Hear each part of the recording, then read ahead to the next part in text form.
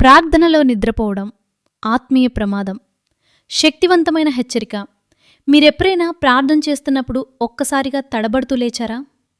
నేను దేవునితో మాట్లాడుతున్నప్పుడు నిద్రపోయానా అనే బాధ మీ హృదయాన్ని తాకిందా? మీరు ఒంటరివారు కాదు. పరిశోధనలు చెబుతున్నాయి, ప్రతి 10 మంది నిబద్ధత కలిగిన క్రైస్తవులలో దాదాపు 9 మంది కొన్నిసార్లు ప్రార్థనలో నిద్రపోతారు. కానీ చాలామందికి తెలియని నిజమేంటంటే, ప్రార్థనలో నిద్రపోవడం ఒక తీవ్రమైన ఆత్మీయ ప్రమాద స్థితి. ఈ సందేశం మీరు ప్రార్థించే విధానాన్ని శాశ్వతంగా మార్చేస్తుంది. ఆత్మీయ యుద్ధం రోజుకు 24 గంటలు కొనసాగుతూనే ఉంటుంది. కానీ కొన్ని క్షణాల్లో మనం శత్రువుకు మరింత బలహీనంగా మారతాము.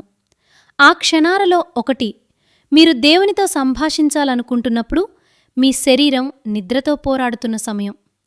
ప్రార్థన చేస్తూ కళ్ళు మూయడం ప్రారంభమైనప్పుడు శాస్త్రవేత్తలు దీనిని హిప్నాగోజియా అంటారు. జాగ్రత్త స్థితి మరియు నిద్ర మధ్య ఉండే ప్రమాదకరమైన స్థితి. ఈ స్థితిలో మనస్సు గోడలు క్రమంగా కూలిపోతాయి, కానీ మన నోరు ఇంకా మాటలు పలుకుతూనే ఉంటుంది. ఇది ఆత్మీయంగా అత్యంత ప్రమాదకరమైన పరిస్థితి. ఈ అర్ధనిద్ర స్థితిలో చాలామంది విశ్వాసులు తెలియకుండానే తమ జీవితాల మీదే శాపాలు పలికిన సందర్భాలు ఉన్నాయి.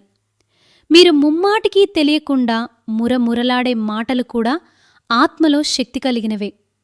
శత్రువు జాగ్రత్తతో మాటలవుతాయి. యోబు భార్య దేవుణ్ణి శపించి చనిపో అన్నట్టే చాలామంది విశ్వాసులు నిద్రలో అదే పని తెలియకుండానే చేస్తుంటారు. గెత్సమానేలో శిష్యులు ప్రార్థనలో నిద్రపోయారు. తర్వాత ఏమైంది? అందరూ యేసును విడిచిపెట్టారు. పేతురు 3 సార్లు యేసును నిరాకరించాడు. ప్రార్థనలో జాగ్రత్త కోల్పోవడం తర్వాత పెద్ద ఆత్మీయ పతనానికి దారితీస్తుంది. సామెతలు 18వ అధ్యాయం 21వ వచనము స్పష్టంగా చెబుతుంది, జీవమును మరణమును నాలుక అధికారములోనున్నవి. ఇక్కడ ఆయనకి చాలా అర్లో మురమురలాడే మాటలు ఖాళీ మాటలు కావు. అవి ఆత్మలో ఒప్పందాలుగా మారవచ్చు. ప్రాయోగిక జ్ఞానం నిద్ర వస్తున్నట్లు అనిపిస్తే ప్రార్థన ఆపేయండి. అలసిపోయినప్పుడు దేవుడు మెచ్చే ప్రార్థన కాదు. ముందే జాగ్రత్తగా ప్రార్థన సమయం ప్లాన్ చేసుకోండి. నిలబడి ప్రార్థించండి. గాలి వచ్చేలా వాతావరణం మార్చండి. సాధ్యమైతే సమూహ ప్రార్థన చేయండి. అవసరమైతే విశ్రాంతి తీసుకోండి. యేసు కూడా విశ్రాంతి తీసుకున్నాడు. సమూయేలు ఉదాహరణ మనకు ఒక సత్యం చెబుతుంది. దేవుని స్వరం వినడానికి సిద్ధమైన హృదయం, జాగ్రత్తగల మనస్సు అవసరం. యేసు మనకు చూపిన మార్గం ఇదే.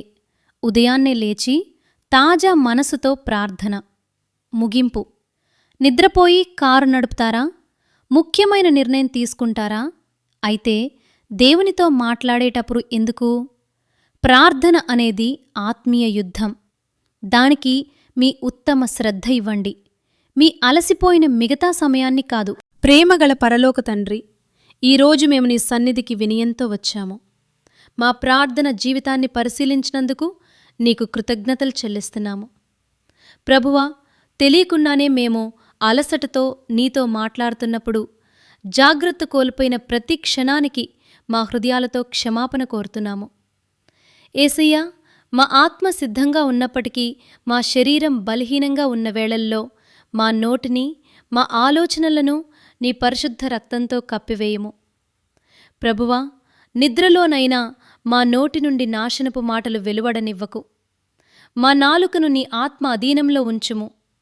మా ప్రార్థన సమయాల్లో మాకు జాగ్రత్తగల మనస్సు, శుద్ధమైన హృదయం, ఆత్మీయ చైతన్యం అనుగ్రహించుము. ప్రభువా, మేము ప్రార్థనలో అలసిపోయే క్షణాల్లో శత్రువు ఎటువంటి అవకాశమూ పొందనివ్వకు. మా గదులను, మా పడకలను, మా నిద్రను నీ సమాధానంతో కప్పివేయము. యేసయ్యా, మేము నిద్రపోతున్నప్పుడు కూడా మా ఆత్మ నిన్ను మహిమపరచునట్లు చేయము. మా కలలను శుద్ధపరచుము. మా రాత్రులను ప్రవచనాత్మక విశ్రాంతిగా మార్చుము. పరిశుద్ధాత్మ, మా ప్రార్థనలకు కాపలాదారుగా నిలబడుము. మా మాటలకు, మా మౌనానికి మధ్య నీవే మధ్యవర్తిగా పనిచేయము. ప్రభువా, ఇప్పట్నుండి మేము నీకు మా ఉత్తమ సమయాన్ని అర్పిస్తాము. మా తాజా మనస్సును, మా సంపూర్ణ శ్రద్ధను నీ పాదాల దగ్గర ఉంచుతాము. మా జీవితం జాగ్రత్త గల ప్రార్థనతో, శక్తివంతమైన విశ్రాంతితో నీ మహిమకు సాక్ష్యముగా ఉండనివ్వుము. ఇవి అన్నీ మా రక్షకుడైన యేసుక్రీస్తు నామంలో ప్రార్థించి అడుగుచున్నాము తండ్రి. ఆమెన్.